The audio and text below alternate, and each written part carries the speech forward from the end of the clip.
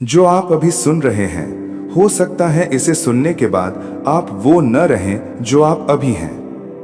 YouTube पर, किताबों में, प्रवचनों में आपने गीता के सैकड़ों पाठ सुने होंगे। कर्म करो, फल की चिंता मत करो, आत्मा अमर है, ये सब ऊपरी बातें हैं। ये वो मलहम है जो आपके घावों पर लगाया जाता है ताकि आप दुनियादारी की इस दौड़ में दौड़ते रहें। लेकिन क्या आपने कभी सोचा है कि युद्ध के मैदान में जहां लाशों के ढेर लगने वाले थे, वहां कृष्ण ने अर्जुन को केवल मोटिवेशनल स्पीच दी होगी? नहीं।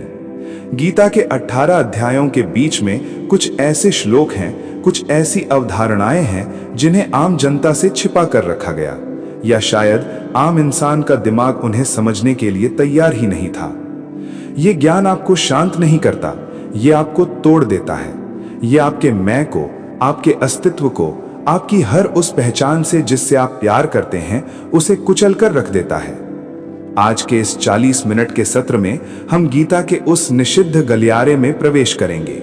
हम बात करेंगे अभाव की, द एब्सोल्यूट नथिंगनेस की।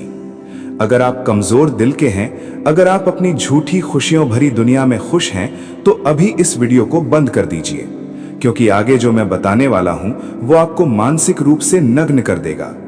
लेकिन अगर आप अंत तक रुक गए तो मैं वादा करता हूं आप उस सत्य को छू लेंगे जिसके आगे स्वर्ग और मोक्ष भी फीके पड़ जाते हैं। चुनौती आपकी है, क्या आप सच का सामना करने के लिए तैयार हैं? हम सब सोचते हैं कि अर्जुन अपनों को मारने के डर से डर गया था। ये सच है, लेकिन ये पूरा सच नहीं है। अर्जुन, जो उस समय का सबसे महान योद्धा था, अचानक कायर नहीं बन सकता था। अर्जुन को जो हुआ था उसे आधुनिक मनोविज्ञान में एग्जिस्टेंशियल क्राइसिस कहते हैं, अस्तित्व का संकट। उसे लगा, अगर मैं जीत भी गया तो क्या, ये सब मर जाएंगे, मैं बूढ़ा हो जाऊंगा, एक दिन मैं भी मर जाऊंगा, इस सब का पॉइंट क्या है? कृष्ण ने देखा कि अर्जुन अब एक सांसारिक समस्या में नहीं, बल्कि एक ब्रह्मांडीय पहेली में फंस गया है। यहां कृष्ण ने साधारण ज्ञान देना बंद कर दिया। यहां से शुरू होता है वो ज्ञान जो परे है। ध्यान से सुनिए अध्याय 2 श्लोक 16। नस्तो विद्यते भावो ना भावो विद्यते सतः। इसका सतही अर्थ है कि असत्य का कोई अस्तित्व नहीं है और सत्य का कभी अभाव नहीं होता। लेकिन इसका गहरा डरावना अर्थ क्या है? कृष्ण अर्जुन से कह रहे हैं, अर्जुन, जिसे तू अपनी लाइफ कह रहा है, ये जो रिश्ते, ये राज्य, ये युद्ध, यहां तक कि ये जो तू खड़ा है, ये सब असत्य है, इल्यूजन है, ये कभी था ही नहीं। और जो सत्य है उसे तू देख नहीं पा रहा है। जरा सोचिए, उस इंसान पर क्या गुजरी होगी जिसे भगवान स्वयं कह रहे हो कि तेरा होना न होने के बराबर है। अब हम उस विषय पर आते हैं जो YouTube पर आपको कोई नहीं समझाएगा, गीता और शून्य, द वॉइड। हम जीवन भर कुछ ना कुछ पाने की कोशिश करते हैं, डिग्री, पैसा, रिश्ते, सम्मान। हम मानते हैं कि जितना ज्यादा हमारे पास होगा हम उतने पूर्ण होंगे। कृष्ण गीता में एक उल्टी बात कहते हैं। वो कहते हैं परम अवस्था पूर्ण होना नहीं बल्कि शून्य हो जाना है। इसे समझिए, जब आप कहते हैं मैं दुखी हूं तो वहां एक मैं है जिसके पास दुख है। जब आप कहते हैं मैं सुखी हूं तो वहां एक मैं है जिसके पास सुख है।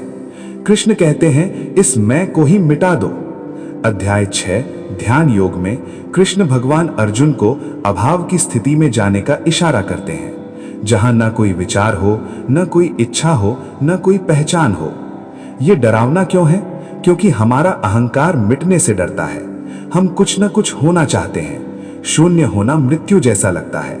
लेकिन कृष्ण का सीक्रेट यही है कि जब तक आप कुछ हैं तब तक आप सीमित हैं। जिस क्षण आप कुछ नहीं हो जाते हैं, आप सब कुछ हो जाते हैं।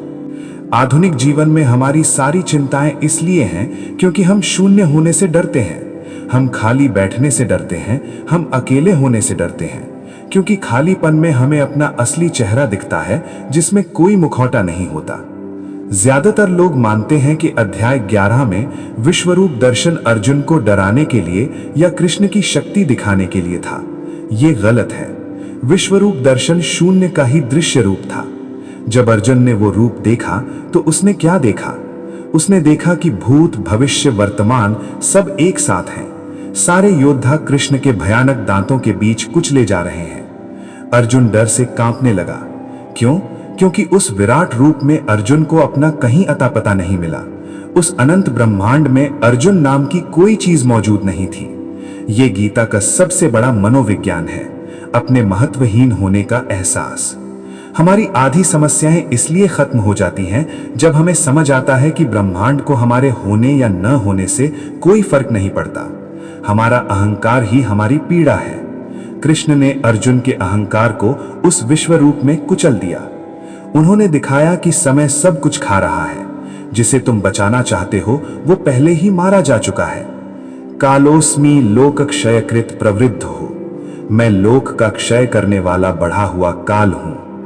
ये ज्ञान शांति नहीं देता, ये ज्ञान आपको सुन्न कर देता है। ये आपको बताता है कि आपकी हर चिंता, हर योजना, हर प्रेम, हर नफरत शून्य में विलीन होने वाली है। यदि आप अभी तक इस वीडियो को देख रहे हैं तो बधाई हो, आप में सत्य को सहने की क्षमता है। अब सवाल आता है, इस भयानक ज्ञान का हम क्या करें? क्या हम सब कुछ छोड़कर साधु बन जाएं? नहीं, कृष्ण यही तो चमत्कार करते हैं। 40 मिनट पहले मैंने कहा था कि यह ज्ञान आपको तोड़ देगा, लेकिन अंत में यही आपको जोड़ेगा, एक नए तरीके से। जब आप स्वीकार कर लेते हैं कि आप शून्य हैं, कि यह जीवन एक छोटा सा सपना है, तो एक अद्भुत चीज होती है, भय गायब हो जाता है। अगर आप कुछ भी नहीं हैं, तो खोने का डर कैसा? अगर सब कुछ पहले ही काल के गाल में है, तो चिंता कैसी? तब आप कर्म करते हैं, लेकिन एक कर्ता की तरह नहीं, बल्कि एक माध्यम की तरह। यही निष्काम कर्म की पराकाष्ठा है। आप नौकरी करते हैं, व्यापार करते हैं, प्यार करते हैं, लेकिन आप जानते हैं कि यह एक नाटक है। आप एक शून्य हैं जो एक भूमिका निभा रहा है। यह ज्ञान आपको जीवन से भागने पर मजबूर नहीं करता, बल्कि आपको जीवन को उसकी संपूर्णता में बिना किसी डर के जीने की आजादी देता है। शून्य हो जाना ही परम स्वतंत्रता है। अर्जुन ने अंत में कहा, नष्टो मोह स्मृतिर्लब्धा, मेरा मोह नष्ट हो गया, मुझे स्मृति प्राप्त हुई। उसे ये याद नहीं आया कि उसे युद्ध कैसे लड़ना है, उसे ये याद आया कि वो कौन है। वो वही अविनाशी शून्य है जो न मरता है न मारता है। इस 40 मिनट में आपने गीता के उस हिस्से को छुआ है जिससे लोग बचते हैं। ये ज्ञान सांत्वना नहीं, ये क्रांति है। अब जब आप इस वीडियो को बंद करेंगे और अपने जीवन में वापस जाएंगे, तो अपने आप से एक सवाल पूछना, जिस मैं को लेकर आप इतने चिंतित हैं, क्या वो वाकई मौजूद है, या वो सिर्फ कुरुक्षेत्र की धूल में उड़ती हुई एक क्षणभंगुर आकृति है? जवाब आपको डरा सकता है, लेकिन वही जवाब आपको मुक्त भी करेगा। मौन में ही सत्य है, शून्य में ही सब कुछ है। ओम तत्सत। जय श्री कृष्णा। राधे राधे।